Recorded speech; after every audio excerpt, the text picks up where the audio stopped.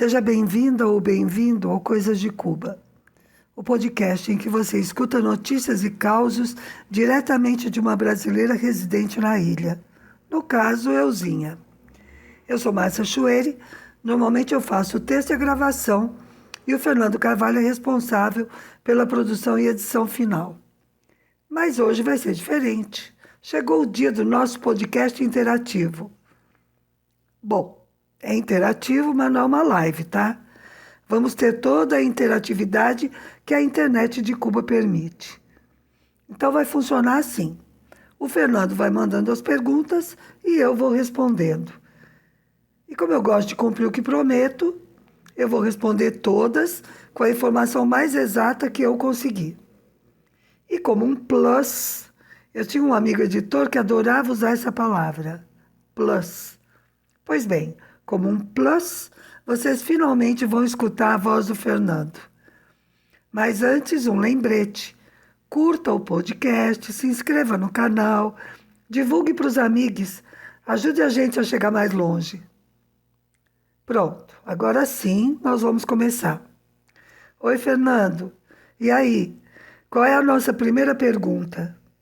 Olá, Márcia, tudo bem? Satisfação enorme estar participando aqui com você, dessa vez participando na frente dos microfones, né? Geralmente eu fico por trás do computador editando, apesar de eu já ter aparecido num episódio, aquele que foi gravado aqui em Curitiba, do lançamento do seu livro. Bom, queria agradecer a todo mundo que mandou perguntas, foram muitas perguntas, nós sempre pedimos a participação e os ouvintes realmente participaram. Foi muito legal o monte de perguntas que chegou para a gente. Eu acho que a primeira pergunta que eu vou fazer é uma pergunta que sempre chegou muito para a gente e ela é ideal para você. Tá? Eu vou fazer duas perguntas em uma. A primeira, como fazer para morar em Cuba e como fazer para passear só em Cuba? Então, essa é uma pergunta que muita gente faz nas nossas redes sociais, todo mundo querendo saber como morar em Cuba ou só como passear. E eu acho que nisso daí você é a pessoa ideal para poder responder para a gente. Eita, é verdade. Por isso que é bom ter sócio com boa memória, tá vendo? Eu tinha me esquecido de comentar isso. Então, esse podcast que o Fernando mencionou foi o que nós gravamos em Curitiba e que é um vídeo. É o único em que nós aparecemos pessoalmente, inclusive o Fernando. Porque a história foi assim: eu fui para Curitiba para o lançamento do meu livro e finalmente a gente se conheceu pessoalmente. Nós trabalhávamos juntos por internet. E foi também a Carmen Diniz, do Comitê de Solidariedade a Cuba do Rio de Janeiro. Foi até Curitiba só para nos conhecer pessoalmente. Nós já trabalhávamos com o comitê também. E aí foi um encontro super legal. Eles foram ao lançamento do livro, o Fernando até fez as fotos.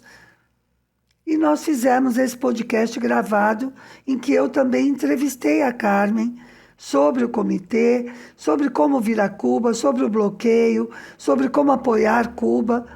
Foi muito bom. Se você ainda não viu, é o podcast número 30.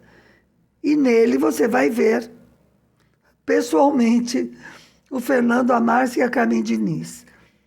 Muito bem, agora eu vou responder a pergunta, tá? Como fazer para morar em Cuba? Vou responder em separado. Primeiro, como fazer para morar?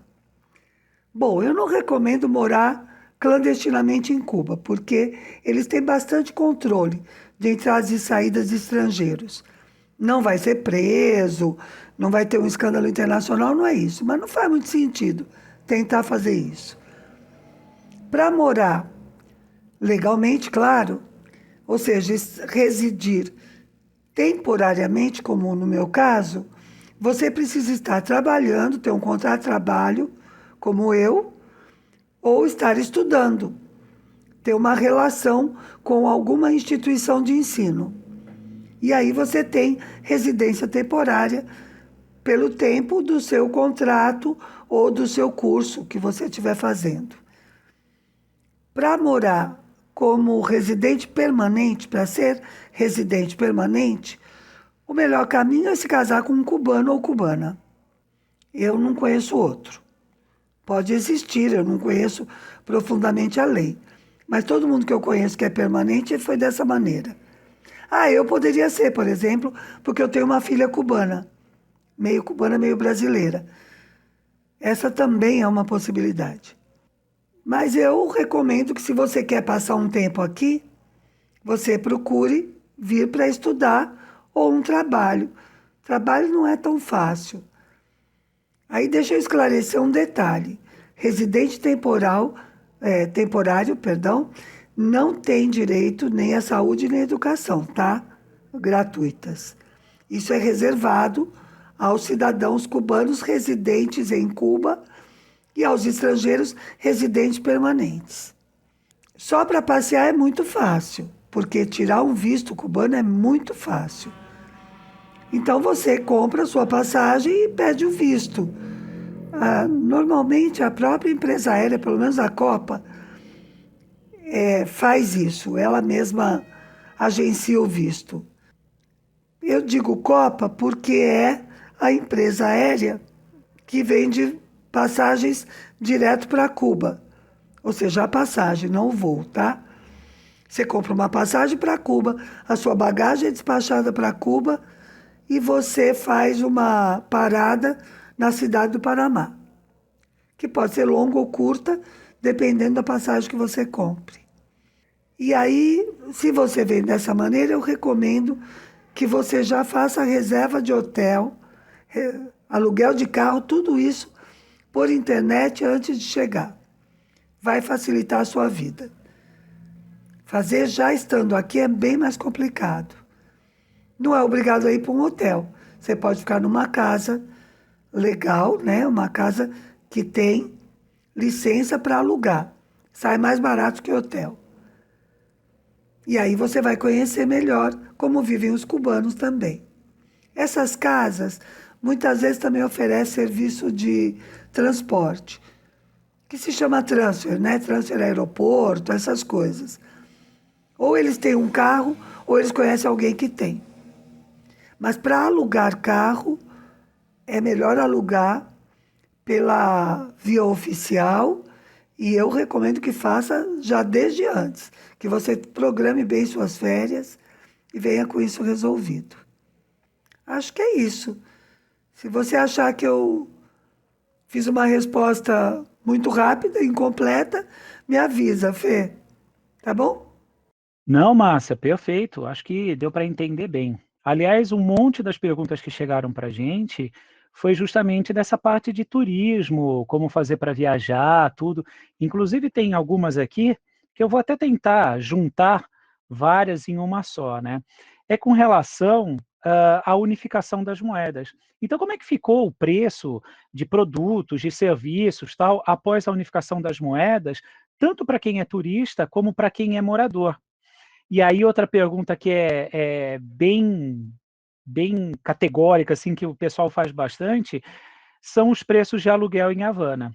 Aqui, eu acredito que o pessoal esteja falando mais como aluguel, como turista, essas pessoas que alugam as casas para moradia, ou você pode também falar um pouquinho sobre o aluguel para moradores. Enfim, como é que está essa questão da moeda, a unificação da moeda, os preços, como é que ficaram, e o aluguel, como é que está o aluguel em Cuba? Tá, entendi. Vamos lá. Eu vou começar falando da unificação das moedas, mas antes de dizer como está, eu vou explicar um pouquinho o que eram as duas moedas, para quem não sabe isso. Cuba, antes da última reforma, tinha duas moedas. O peso cubano, que era, digamos, a moeda corrente para os cubanos. Os salários eram pagos quase todo em pesos cubanos, e os produtos de primeira necessidade, inclusive a canastra básica, eram vendidos em pesos cubanos. Então, também tinha, por exemplo, loja de roupa em peso cubano. A história das duas moedas é uma história longa, que eu não vou contar agora. Mas, enfim, paralelamente ao peso cubano, existia o CUC, que era a moeda cubana equivalente à moeda estrangeira, ao dólar, mais exatamente. Então, não circulava dólar nem nenhuma outra moeda estrangeira. O que circulava era a CUC. Então, eu, por exemplo, que sou estrangeira, eu cobrava, o meu salário era em CUC. Depois eu converti uma parte em peso cubano, era 25 por 1, 24, 25, né? Isso era compra ou venda. E o turista que chegava convertia o dólar, o euro, o que ele tivesse na mão, em CUC também. E aí pagava o aluguel, por exemplo, de um quarto em CUC. Com a reforma teve como objetivo a unificação das moedas. Teve como objetivo, primeiro, igualar mais o tratamento a todo mundo, né? Porque eu tinha salário em CUC, outro tinha salário em peso cubano, a maioria em peso cubano, criava diferenças.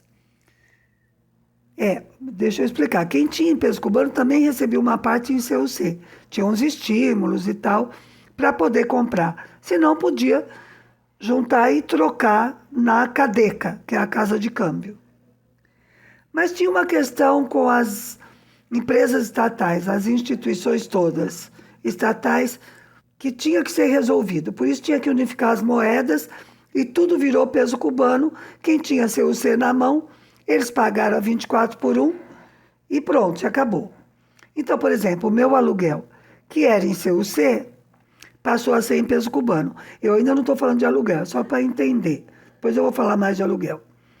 Passou a ser em peso cubano. Mas essa reforma das moedas veio junto com outras medidas, que tem a ver, inclusive, com a situação econômica de Cuba provocada pelo bloqueio. E agora eu vou ter que falar do bloqueio, embora não seja essa a pergunta.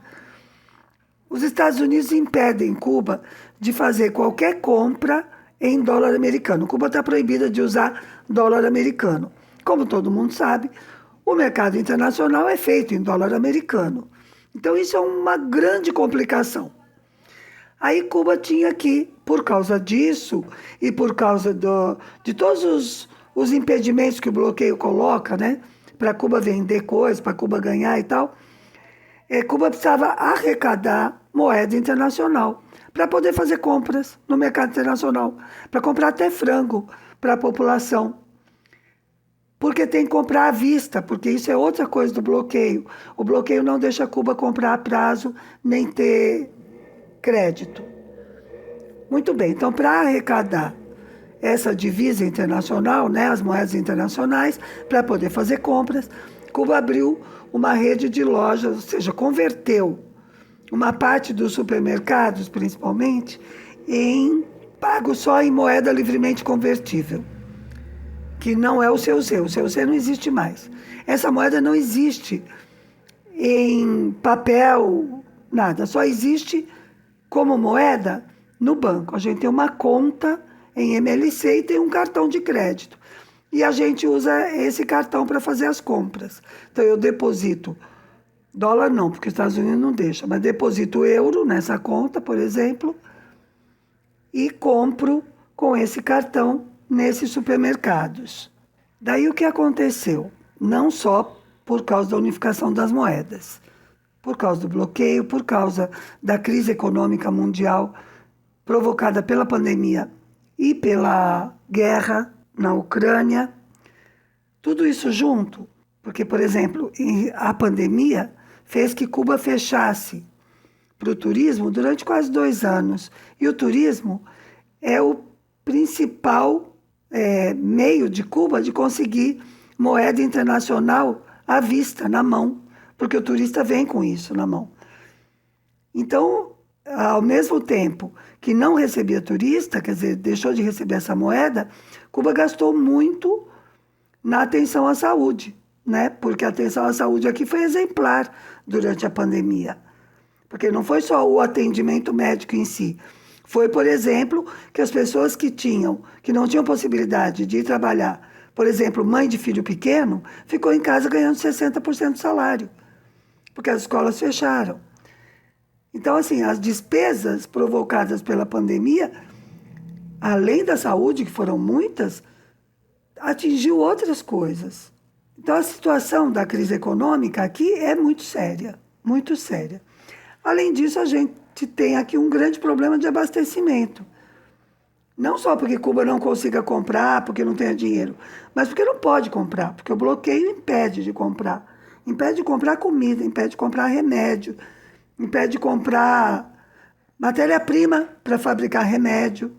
Então, temos uma inflação altíssima, porque combina escassez de oferta com um aumento de demanda e falta de moeda. Então, nós temos nas ruas, como mercado paralelo, um mercado intenso de dólar americano. O governo cubano não pode usar, as instituições cubanas não podem usar, mas o dólar está aqui dentro, provocando inflação. Então, como estão os preços para turista e morador? Não existe mais essa diferença, que antes a gente dizia, turista compra em CUC, morador compra em CUP, em peso. Não, não existe mais isso, tá? O que existe é isso. Em peso cubano, o produto agrícola, uma parte das lojas, dos supermercados e uma rede que é em MLC, que não importa se a pessoa é estrangeiro ou morador. O turista não tem a conta em MLC, mas ele pode comprar nesse mesmo supermercado com cartão de crédito internacional, normal. Não é obrigado a ter conta em MLC. Então é melhor para o turista trazer um pouco de moeda na mão, que de preferência euro, para poder trocar na cadeca. Mas senão ele vai trocar na rua também, o dólar. Ele não vai ser preso por estar fazendo isso, ele tem o risco de comprar, de negociar com moeda falsa, mas isso não acontece muito aqui não. Porque os preços da rua, sim, são mais altos que os preços da casa de câmbio. Existe uma disparidade aí, existe uma inflação alta. Os aluguéis para turistas, já entrando em aluguel, são em moeda estrangeira. É em dólar, é em euro, e é isso que você tem que ter na mão para pagar. E a melhor maneira de resolver isso é negociando antes de vir por internet, na minha opinião. Você pode vir e depois tentar conseguir um lugar para ficar. Mas isso não é muito simples. Não dá para ter raciocínio de estou indo para a Europa e tem um albergue da juventude. Não tem, tá? É chegar e então negociar. Você vai estar numa situação de desvantagem. É melhor negociar antes pela internet. Se você colocar na internet, em espanhol de preferência, apartamentos para alquilar em Havana, em La Habana, ou quartos, habitações para alquilar em La Habana, vai aparecer um monte. Não vai ter dificuldade para resolver isso a partir do Brasil, por internet. Ai, Fernanda, não tenho certeza se isso ficou muito claro, porque é uma questão bastante complexa realmente. Não dá para falar muito resumidinho. Então, se você achar que eu tenho que esclarecer melhor alguma coisa, me diz aí, vai. Para você, vai, que nunca esteve em Cuba, mas que escuta tudo que eu falo sobre Cuba. O que você acha? Ficou fácil para você entender? Bom, Márcia, essa questão de mudança de moeda, toda a questão econômica é sempre muito complicada, né? Mas eu acho que deu para o pessoal entender bem como é que funciona, qual a melhor maneira de ir para lá. Quando a gente abriu para as dúvidas dos nossos ouvintes, então apareceram as mais diversas questões, né? E algumas são bem interessantes porque dizem muito respeito a curiosidades assim do povo cubano, né? Então teve um grupo de mensagens, acho que por estarmos perto do Natal, acabamos de passar do Natal aí, né? E o nosso post sobre as perguntas já vem vindo há um tempo e foi mais enfatizado assim perto do Natal, que o pessoal quer saber como é que é o Natal em Cuba. Então, como é que os cubanos celebram o Natal? Eles fazem que nem a gente, assim, que vamos nas casas dos parentes, é uma festa bem familiar, ou eles vão para a casa de amigos. Como que é a celebração do Natal em Cuba e como que é uma ceia típica cubana? O que eles comem? A ceia deles é próxima à meia-noite, não é? Como é que são os hábitos de Natal aí em Cuba?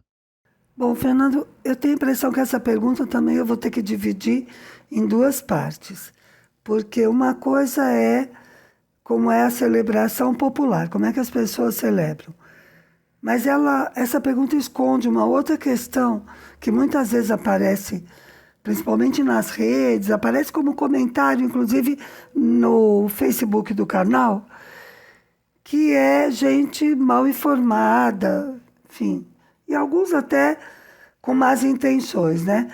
Que dizem que aqui é proibida a religião, que aqui não se pode praticar nenhuma religião, enfim. Então eu vou dividir aí. Primeiro eu vou explicar a parte, digamos, das relações com a Igreja Católica, que é a celebração oficial e o feriado propriamente.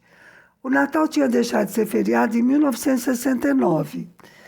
A religião, de fato, nunca foi proibida aqui, como foi em outros países. E também as pessoas não foram perseguidas por praticar alguma religião, nem mesmo os sacerdotes. Não foram nunca perseguidos por ser sacerdote. Outra coisa é que no momento da Revolução havia sacerdotes que eram de extrema direita, como há até hoje sacerdotes de direita aqui. Mas havia sacerdotes que, inclusive, praticaram atos contra-revolucionários, francamente contra-revolucionários, considerados criminosos. Isso é uma outra questão. Não é a questão da igreja em si, mas da posição dessas pessoas, né? Que, não por ser sacerdote, estão livres de cumprir a lei. É isso. Agora, o partido em si era ateu, se declarava ateu. Então, pessoas que praticavam a religião não podiam ser membros do Partido Comunista de Cuba. Lá atrás, no começo da Revolução. Depois isso mudou, faz muitos anos que isso mudou, inclusive teve uma certa interferência, uma certa intervenção do nosso queridíssimo Frei Beto, que conversou com Fidel sobre isso e disse que isso aí está registrado em muitos lugares. Eu vou repetir do jeito que ele conta. Que o Frei Beto teria perguntado para o Fidel por que a Revolução era confessional. E o Fidel ficou chocado com a pergunta, como assim confessional? Ele falou, tanto ser a favor como ser contra é ser confessional. Para não ser confessional, tem que se afastar, separar o Estado da religião, o partido da religião. E eu achei isso bárbaro, assim, eu acho genial da parte do Frei Beto, porque não foi uma estratégia, é o que ele realmente pensa, e que o Fidel se convenceu, é verdade, né? Se o Estado é laico, por que é que ele tem que definir se as pessoas devem ou não praticar religião? Mas o feriado tinha desaparecido em 69.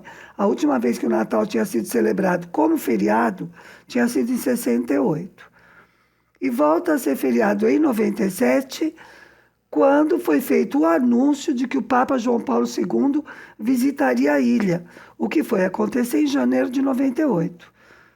Ou seja, um ano e pouco antes da viagem, no dia 13 de dezembro de 96, o Fidel anunciou que já passaria a ser feriado de novo. Perdão, dia 13 de dezembro de 97. O Fidel esteve no Vaticano em 96, foi isso. Fidel foi ao Vaticano em 96. Quando se anunciou que o Papa João Paulo II retribuiria com uma visita à ilha, isso já em 97, ele anunciou no dia 3 de dezembro que nesse mesmo ano, em 97, voltaria a ser feriado. Espero que tenha ficado claro. São umas datas aí que se complicam um pouco, mas é isso. Em dezembro de 97 voltou a ser feriado, em janeiro de 98 o Papa João Paulo II visitou Cuba, onde ele foi super bem recebido, visitou várias cidades, foi viajando com uma van também, tipo um papamóvel, e foi tudo bem. Posteriormente, já com o Raul Castro na presidência, houve negociações com a Igreja Católica e foram devolvidos alguns imóveis que tinham sido estatizados, né?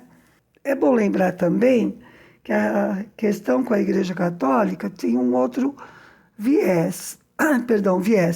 A Igreja era proprietária de muitas escolas particulares. quando a Revolução estatiza toda a educação, que se cria um único sistema, isso foi sendo feito aos poucos, mas que dá em resultado isso, um único sistema de educação, não existe espaço para a escola particular, como de fato não existe. E a igreja, com isso, perdeu. Além disso, alguns imóveis, principalmente das escolas, tinham sido estatizados. Muito bem. Essa é a questão, digamos, diplomática do Natal, entre Cuba e o Vaticano. Mas religião é muito mais que isso. Religiosidade é muito mais que isso. O povo cubano nunca deixou de praticar a religião. Uma parte do povo é católica, é uma coisa meio parecida com o Brasil. Então, se pratica ao mesmo tempo catolicismo e religiões de matriz africana. Eu vejo mais religiões de matriz africana aqui que no Brasil, mas isso não quer dizer nada, porque eu sou de São Paulo. Talvez se eu fosse da Bahia, a minha perspectiva fosse diferente. E tem igrejas evangélicas também, que aliás estão crescendo e estão aparecendo, inclusive, igrejas neopentecostais. Bom, agora, como é que o povo celebra o Natal? Uma ceia de Natal, com tudo que manda o protocolo aqui em Cuba, deveria ter congri, que é aquele arroz feito cozido dentro do caldo de feijão, porco assado e alguma vianda, salada. Vianda é o nome como eles chamam, batata doce, abóbora, inhame, né? Que eles preparam com o morro, que eu já até contei como é que faz num outro podcast. Essa é a ceia de Natal e essa é qualquer ceia de festa. Essa é a comida que o cubano mais gosta de comer atualmente. A culinária tradicional cubana é bem mais variada, mas eu acho que foi se resumindo um pouco também, reduzindo um pouco, por causa da disponibilidade dos alimentos. E eu não vou falar de bloqueio de novo, mas tem a ver com bloqueio, tá? Então, essa é a maneira, digamos, de se alimentar, de festejar. Sim, muitas pessoas se reúnem com a família, inclusive vão de um lado ao outro, viajam, mas eles festejam mais o 1º de janeiro.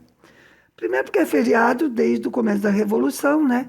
Porque é a data da vitória da Revolução, então unificou a data da vitória da Revolução com o Ano Novo, então é um feriado. Esse ano, por exemplo, como cai no domingo, o feriado é 2 e 3. Então só começa a trabalhar de novo na quarta-feira. Evidentemente, com as dificuldades de transporte, de mobilidade, isso se reduz um pouco, né? Então as pessoas procuram ficar com as famílias nucleares e não complicar muito, porque está difícil mesmo se mover. Mas sim, tem gente que viaja, inclusive, vai para outra província, porque a família é de lá, aí já passa Natal e Ano Novo. Tem também esse problema de tirar férias, todo mundo quer tirar férias em dezembro. Igual que a gente conhece no Brasil.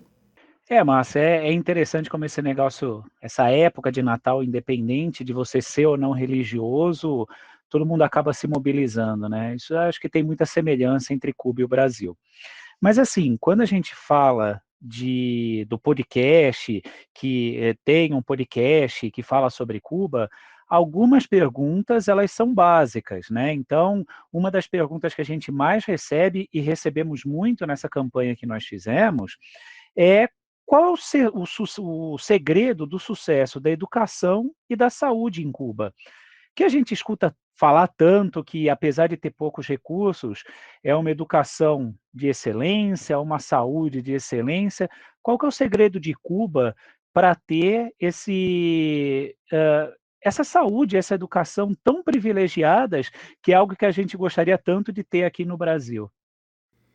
Bom, Fernando, eu acho que tem alguns segredos para esse sucesso. Tem a ver com a história da formação dos dois sistemas, né, de saúde e educação, tem a ver com os princípios da Revolução Cubana, do partido, do Estado cubano, de que saúde e educação são direitos dos cidadãos e por isso são públicos, gratuitos. É um sistema único, tanto saúde, né? Existe um único sistema de saúde para o país inteiro, um único sistema de educação para o país todo, em todos os níveis. No caso da saúde, tem a formação dos profissionais, que também é muito importante para o resultado, porque, inclusive, os jovens, né, brasileiros que vêm estudar medicina aqui, sempre que se pronunciam, dizem isso, que aqueles aprendem que ser profissional de saúde é outra coisa, é uma entrega, não é só o trabalho e ter uma remuneração justa pelo seu trabalho, que tudo isso é importante para todo mundo, mas no caso do profissional de saúde, tem uma entrega, uma doação, um gesto, né, de humanidade com o outro, que é muito diferente da formação no Brasil, por exemplo. E eu estou falando dos profissionais, isso acontece na educação também. A formação dos profissionais de educação aqui é muito cuidada, no sentido de que de assegurar que onde estiver a escola cubana, seja num bairro central de Havana, seja no alto da Serra Maestra, os alunos vão receber a mesma qualidade de ensino. E qualidade de ensino tem muito a ver com a formação do profissional. Faltam recursos? Claro que faltam. Falta na saúde e falta na educação também. Podia ser muito melhor, podia ser muito mais confortável. Tem escolas que têm janelas sem vidro, que às vezes fica sem água, que os banheiros não estão nas melhores condições. Tem isso em Havana, inclusive. Mas o sucesso da educação não está aí, né? Está na formação do profissional, está no vigor no sentido de força, né? Do sistema. O sistema é um sistema vigoroso, que funciona bem, que tem suas como é que chama isso? Suas relações asseguradas, assim, todos esses anos, que não está mudando toda hora, que quando vai fazer uma mudança, é uma coisa discutida. Existe um grupo, digamos que vai fazer uma mudança, forma-se um grupo de estudos para o assunto, isso é discutido amplamente, não sai do nada, não sai do bolso do colete de uma secretária de educação que um dia apareceu, como acontece com tanta frequência no Brasil. Por quantas reformas nós já passamos, algumas boas, a maioria nem tanto, e algumas definitivamente ruins, e que saem do nada, assim, para uma reforma. A saúde e a educação, eu acho que o segredo está aí. O segredo está em definição política, definição de que saúde e educação são direitos e que têm que ser assegurados pelo Estado, são prioritários, então, no momento de escassez de recursos, eles são priorizados, está na formação dos profissionais, está na própria estabilidade do sistema. Bom, Márcia, essa questão de educação e saúde em Cuba é sempre muito comentado no nosso podcast, né? O pessoal manda bastante comentário e tal. Teve até um glorioso jornalista, ironicamente falando, chamado Ricardo Amorim, que falou que em Cuba só o que tem de bom é saúde, educação e segurança, né? Brilhante essa frase dele. Com relação à educação, eu posso falar um pouquinho também, porque eu sou professor, né? Há 20 anos já, sou professor de química, e se tem uma coisa que me deixa muito, muito irritado, é a questão do professor no Brasil, às vezes, claro que não são todos, mas o professor não entender a sua importância. Evidente que faltam recursos, evidente que poderia tudo ser muito melhor, inclusive a formação, que acho que esse é um diferencial que nós temos fundamental em relação a Cuba, mas falta no professor brasileiro essa dimensão de que ele é um transformador. Ele, na verdade, ele serve como um agente de transformação social.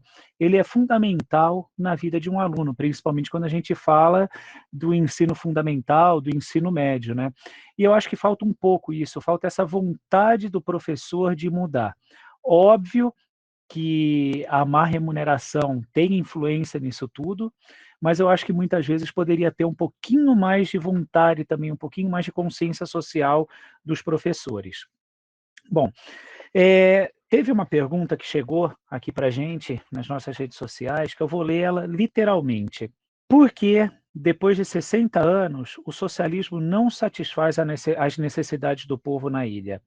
E aí eu já vou emendar com algo que pode estar relacionado também. Como que está a questão da alimentação do povo na ilha? As pessoas estão passando fome em Cuba? Como que é essa questão da segurança alimentar na ilha?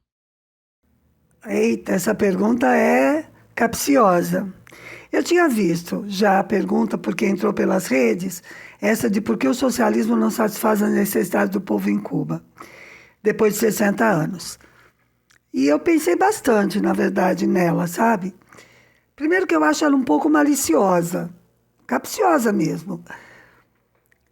Então eu vou, assim, fazer com mais cuidado essa resposta, de uma maneira mais cuidadosa e didática. Primeiro, eu queria dizer que ela parte de duas premissas falsas. A mais importante, não satisfaz as necessidades do povo em Cuba. Quem está afirmando isso? Porque ele parte como se isso fosse um pressuposto, né? E a outra premissa, o socialismo não satisfaz as necessidades. A premissa é que Cuba está em pleno socialismo. Então vamos. Primeiro, o próprio Partido Comunista de Cuba, o próprio governo cubano e os intelectuais aqui e os revolucionários comprometidos com o processo dizem claramente que Cuba está construindo seu caminho para o socialismo. Não há socialismo pleno, até porque, como a gente aprendeu a duras penas, quem não sabia antes, porque, modéstia à parte, eu era da linha que afirmava isso, mas enfim. Não existe socialismo em um só país, não é possível.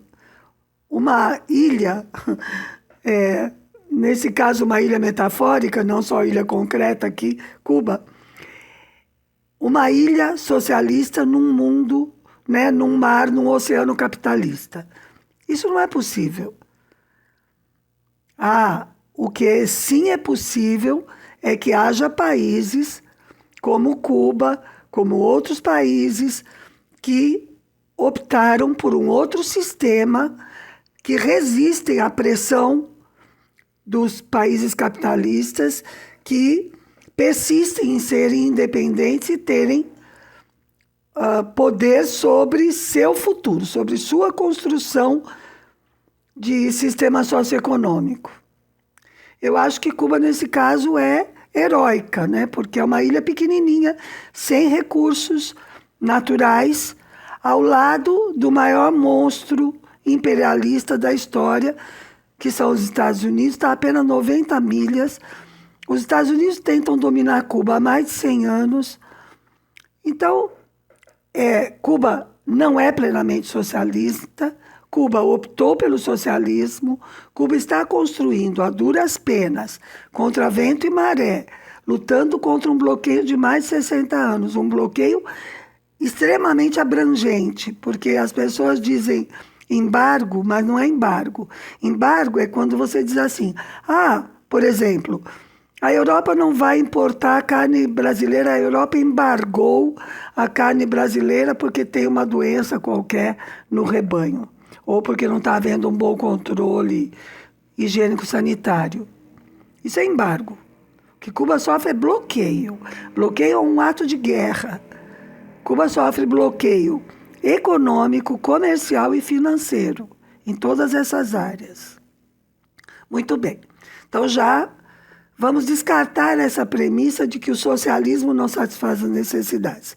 Aqui não tem socialismo pleno, aqui tem um país que fazendo uso da sua independência, da sua soberania, optou por construir o seu caminho para o socialismo.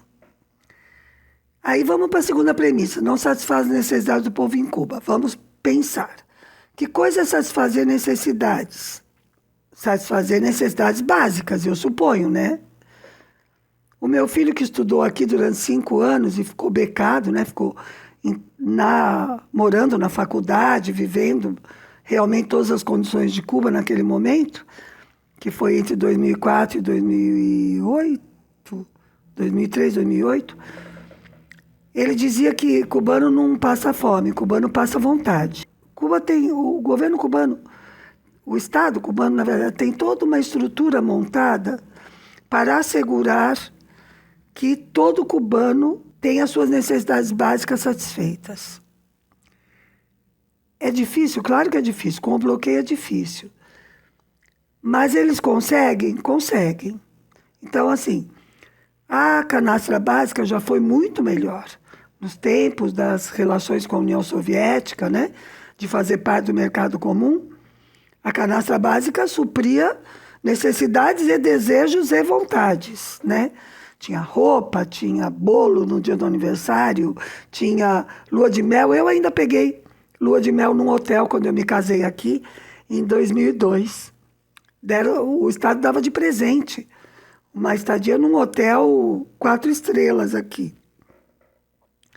Então, já foi muito melhor? Já foi muito melhor. Mas a canastra básica garante alimentos e produtos de higiene, de asseio, de limpeza da casa e de higiene pessoal para assegurar condições mínimas. Então, como está a segurança alimentar? Está assim, lutando contra o bloqueio, mas assegurando que todos os cubanos recebam sua quota de arroz, de grãos, de açúcar, de sal, de óleo e até de rum, cigarro, charuto, porque isso também faz parte da vida, e sabonete, pasta de dente. Amplamente, não. Em abundância, não. Mas suficiente. Então, satisfaz as necessidades? Necessidades básicas, satisfaz. Não mata a vontade. A gente passa muita vontade, inclusive por falta de oferta. Porque, como eu disse, Cuba é um país de poucos recursos. Todo mundo sabe, é uma ilha pequenininha, gente. Tem 11 milhões de habitantes. Não tem recursos naturais, muito poucos. Está investindo muito em desenvolver a agricultura, outras formas de agricultura, né? A agricultura urbana, suburbana, agricultura familiar, agricultura, projetos de agricultura orgânica, projetos de agrofloresta, tudo isso tem aqui. Lutando sempre contra o bloqueio, né? Que dificulta muito, muito, porque o objetivo do bloqueio é matar o povo cubano de fome. É obrigar o povo cubano, pela fome, pela necessidade, pelo desespero, a derrubar o governo. Não aconteceu em 60 anos e eu acho que não vai acontecer.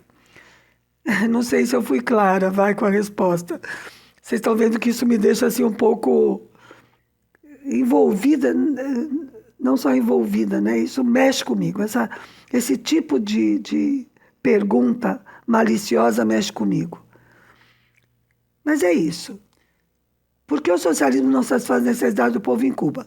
A melhor pergunta é: por que o capitalismo não satisfaz as necessidades do povo em nenhum lugar do mundo? Por que tem gente que passa fome no mundo inteiro capitalista? Porque o Brasil, um país enorme com tantos recursos, tem 30% da população, 30 milhões, perdão, de gente com insegurança alimentar, gente passando fome. Qual a explicação para isso? Então, Cuba não é um país plenamente socialista, mas o cubano não está passando fome. A segurança alimentar é garantida a duras penas, contra vento e maré, lutando contra um bloqueio de mais de 60 anos, um bloqueio brutal, cruel, genocida, mas sim conseguem garantir suprir as necessidades básicas do povo cubano. Ai, é isso, desculpa. Virou assim um discurso, né? Virou quase uma manifestação pública, mas é isso. Bom, Márcia, nós ainda temos muitas perguntas aqui que o pessoal mandou, mas se a gente for responder todas agora em um episódio só, vai ficar um episódio gigantesco. Então, acho que eu posso até falar para o pessoal que nós conversamos e nós vamos, em todo episódio, colocar uma pequena sessão sobre respostas a curiosidades que o pessoal nos manda pela rede social, tá? Então, a partir dos próximos aí, vamos ver se no próximo já dá, a Márcia vai estar respondendo aí as curiosidades que o pessoal tem e que nos manda pelas redes sociais. Então, continuem participando. Aliás, agradecer demais a participação de vocês. E para finalizar, Márcia, eu tenho uma última pergunta. Então, é uma pergunta que eu queria que você respondesse como moradora de Cuba, na condição de estrangeira, moradora de Cuba, mas também pensando na população da ilha, tá? Como que você acha que será se terminar o bloqueio? Aliás, deixa eu até me corrigir. Como diz a Carmen Diniz, se não, quando? Então, como é que você acha que será a vida do povo cubano, será a vida em Cuba quando terminar o bloqueio? Eita, a pergunta é boa, hein? E é um pouco assim, vou pôr em funcionamento minha bola de cristal. Mas antes de responder, eu quero comentar o seguinte. Gostei da ideia, na verdade eu ia justamente dizer isso. Que eu gostei do podcast de hoje, acho que todo mundo deve ter gostado, porque ficou mais dinâmico e formou assim um mosaico, né, com as perguntas que foram variadas. E eu gostei. Então, a partir do próximo, vamos fazer isso. A gente vai fazer um formato mesclado aí. Começo respondendo perguntas dos ouvintes e depois faço o comentário habitual sobre algum tema de Cuba. As perguntas podem chegar pelas redes sociais, mas pode chegar também pelo nosso WhatsApp. Eu vou passar o número de novo, ó. Número do WhatsApp do canal Coisas de Cuba. É 53, que é o código do país, 53. E agora o número do telefone, 5933 1551. Vou repetir, 53 5933 1551. Bom, agora eu vou para a pergunta, que aliás é muito boa, mas é uma pergunta de adivinhação, né? O que eu acho quando acabar o bloqueio? Em primeiro lugar, eu acho que a revolução vai crescer com isso. Vai ser uma vitória importante, mesmo que venha com negociações, mesmo que seja preciso, evidentemente, fazer alguma concessão de algum tipo, mas vai ser uma vitória muito importante para a Revolução Cubana. Eu acho que vai chegar esse dia, realmente acho. Talvez não seja um dia, né? Talvez venha pouco a pouco, né? Talvez sejam pequenas mudanças que vão ir se somando. Não acredito que será por respeito a Cuba, por respeito à autodeterminação dos povos, não acredito nisso. Acredito em mudanças nos Estados Unidos que levem a entender que não adianta gastar tanto dinheiro tentando derrubar a Revolução Cubana. Só de dinheiro que eles gastam com contra-revolucionários, assim, youtubers, mídia alternativa, essas coisas, são 20 milhões de dólares do povo norte-americano, dos impostos norte-americanos. Isso o oficial, né? Que deve ter muito dinheiro clandestino passando por outros lados. Então, eu acho, em primeiro lugar, que vai ser uma grande vitória. Acho que a revolução finalmente vai poder cumprir promessas que estão sendo adiadas ou estão indo muito pouco a pouco, com muita lentidão, e que o povo cubano anseia por elas, né? Por esse cumprimento, por exemplo, na área de moradia, que está demorando, né? Mesmo na produção, e dando mais emprego, não é que falte emprego, porque a política é de pleno emprego, mas assim, melhores salários, vai dar para melhorar tudo, eu acho. Qual é o risco que eu vejo? Eu, estrangeiro, olhando de fora, com toda a minha comodidade de classe média e tal, que entre com mais força a ideologia do consumismo. Eu não sei se vai dar para segurar bem essa onda. Tudo vai depender do processo histórico, né? Mas, claro, quando acabar o bloqueio, isso vai ser muito bem-vindo para Cuba. Gente, por hoje é isso. Eu espero que vocês tenham ficado satisfeitos. Eu gostei muito, como eu já disse. Curta, se inscreva no canal, divulga para os amigos. E logo, logo estamos de novo na próxima semana. Esse é da semana do Ano Novo. Então, na outra semana vamos estar por aqui de novo. E com um novo formato. Se quiser, mande perguntas, tá bom? Beijo a todos. Feliz Ano Novo. Que 2023 traga mais do que promessas. Traga realidade concreta para os brasileiros, para os cubanos, com muitas coisas boas. Tchau.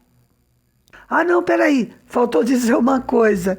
Eu vou deixar para vocês um vídeo e que é uma coisa muito pessoal minha.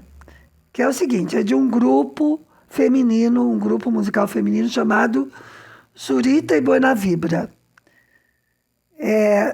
Zurita é uma psicóloga, amiga minha, que fez mestrado comigo no ano 2000. E quando eu cheguei em 2019, ela me procurou e nós marcamos de nos encontrar e a pandemia não nos permitiu, como tantas outras coisas, né? Mas elas tocam música tradicional cubana com um ritmo, um estilo muito próprio. Eu acho assim que tem boa vibra mesmo.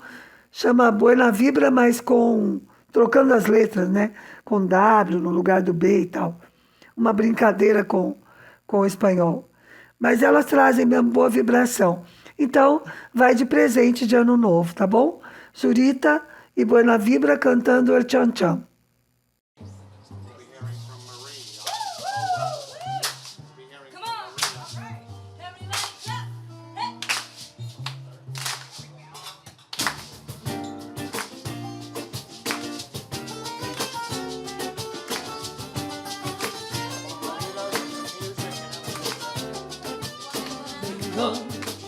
De allá del monte, yo soy Chan Chan, vengo de allá del monte, yo soy Chan Chan.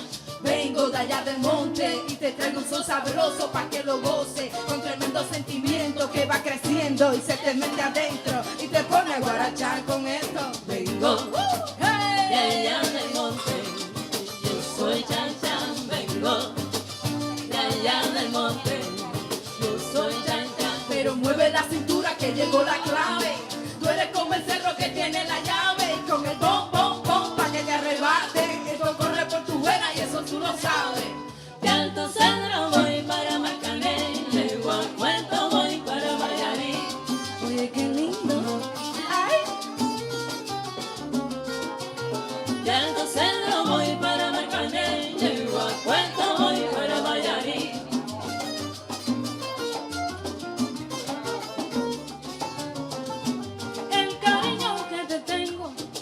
No te lo puedo negar, se me sale la babita, yo no lo puedo evitar. De Alto Cedro voy para Marcané, de Guacuento voy para Mayarí. Pa' mi tierra linda, muchacha. De Alto Cedro voy para Marcané, de Guacuento voy para Mayarí.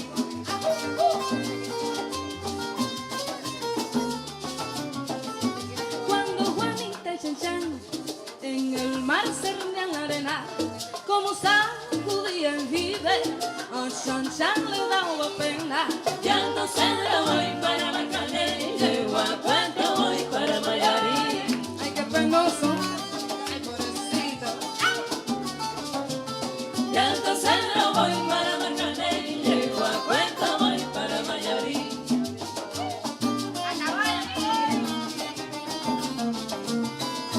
Limpia el camino de pana que